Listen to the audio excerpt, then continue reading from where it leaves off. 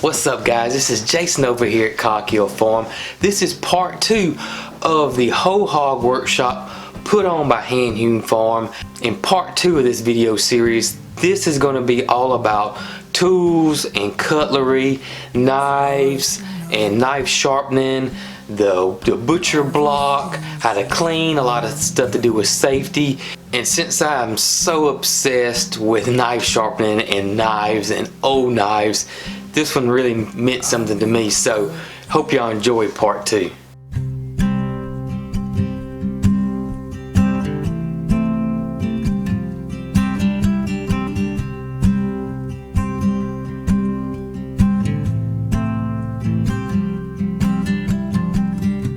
It's hard to know, and all these things just come and go.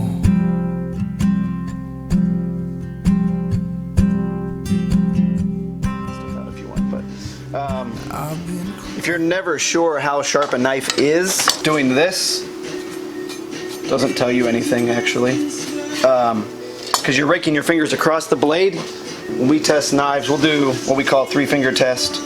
If you take your dominant hand, put your thumb on the back, and use these 3 fingers, but you don't move them across. You move them with the blade, back and forth like this, which seems like it would cut you, but this knife is really dull. And I know that because my fingers can tell me very quickly, oh, I can press down harder and still do this. You can see my fingers, the pads are like depressed there, but I can move my fingers along there and it's not going to cut them.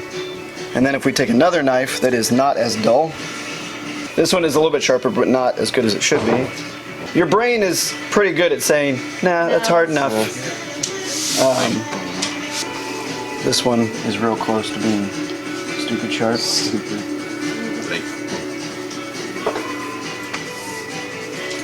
And that one's sharper still. And it's kind of fun once you know how to do that in practice. You can go up to any knife and you can have your eyes closed. Kind of a fun thing to know. So I'm going to work on Matt's knife and maybe a couple of these other ones. I'll use the different stones, but you'll hear the difference as I'm grinding these.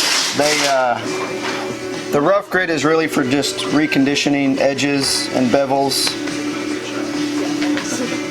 And then as I move to finer grits, it'll get much quieter as I'm grinding the metal away. They do have jigs that you can put on the knife that'll set it out, and there are different systems that you can draw your knife through that keeps the angle. Usually, yeah, between like 15 and 20 degrees is usually where I end up. And if you start learning this, or try to teach yourself, you know that this is 90 degrees, it's perpendicular.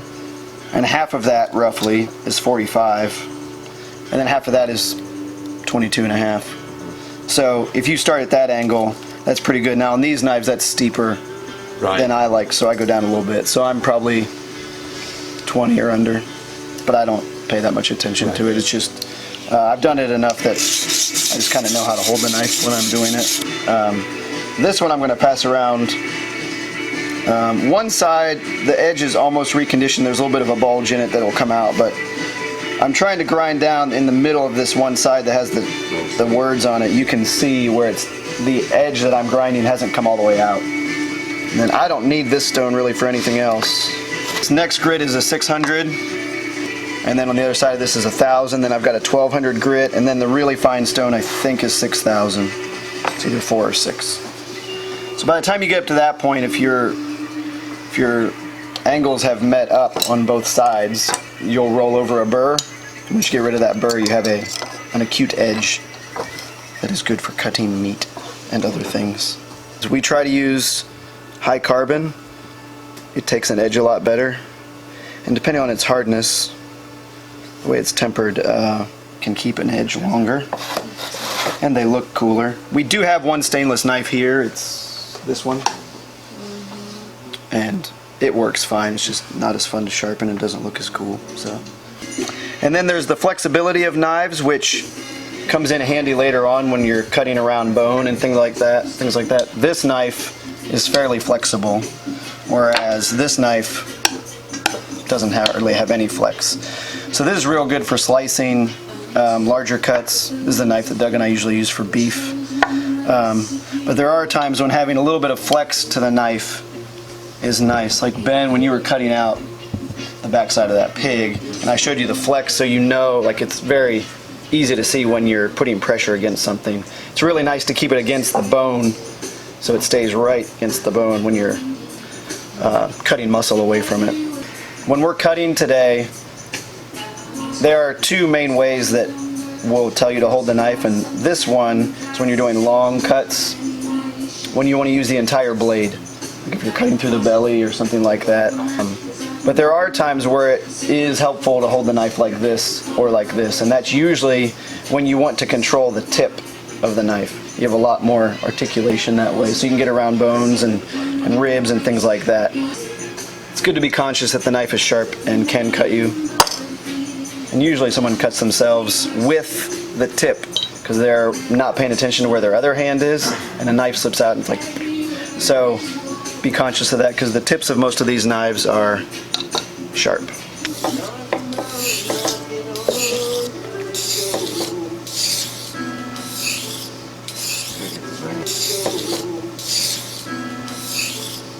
Because we don't want to use stainless. We want to use butcher block because we want to be able to cut directly on it. Bleach would be our enemy here. There are things living in this wood that we want to be living there.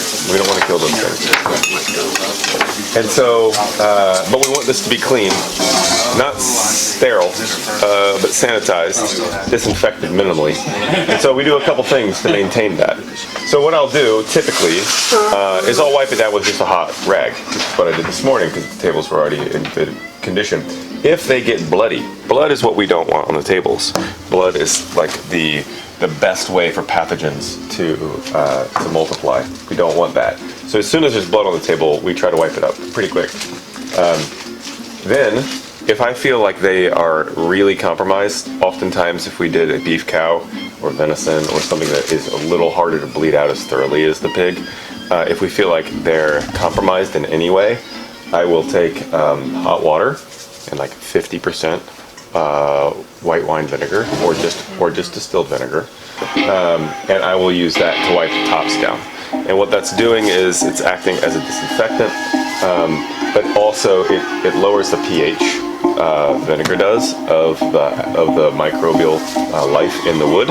And then as an additional step, I take cheap salt. It's the only time we used iodized salt. But I'll take cheap salt and I'll just sprinkle it all over the table, and I will literally just hand scrub the wood with my hands. And the salt acts as a purifier, disinfectant, but it also acts as an aggregate.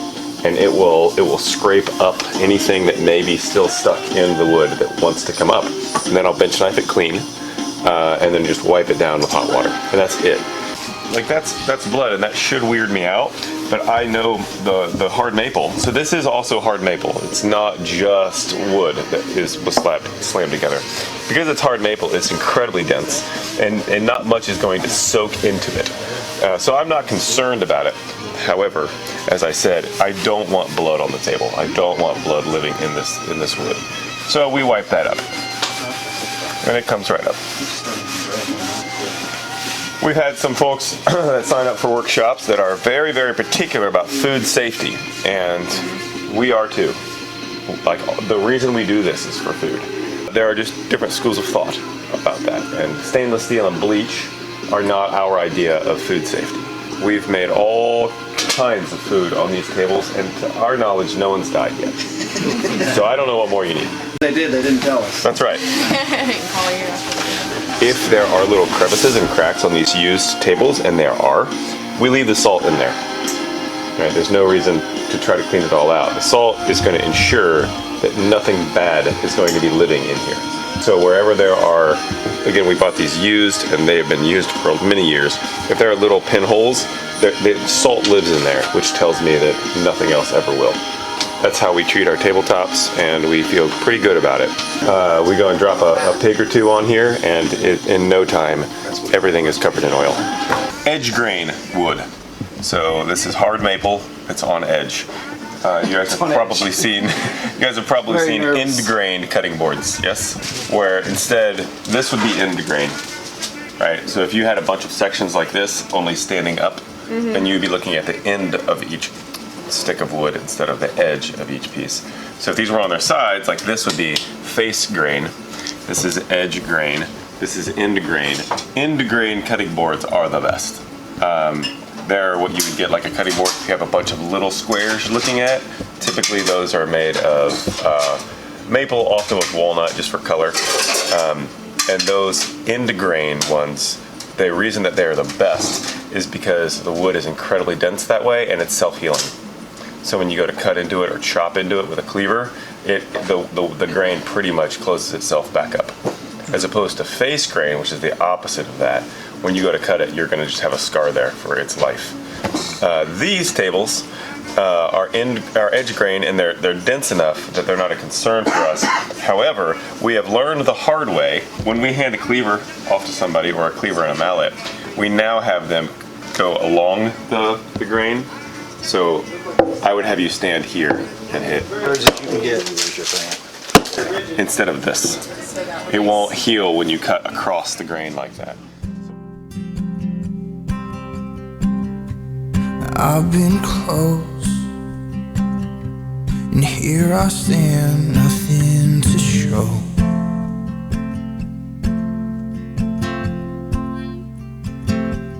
I get lost looking for who I am. I miss signs you've been trying to send.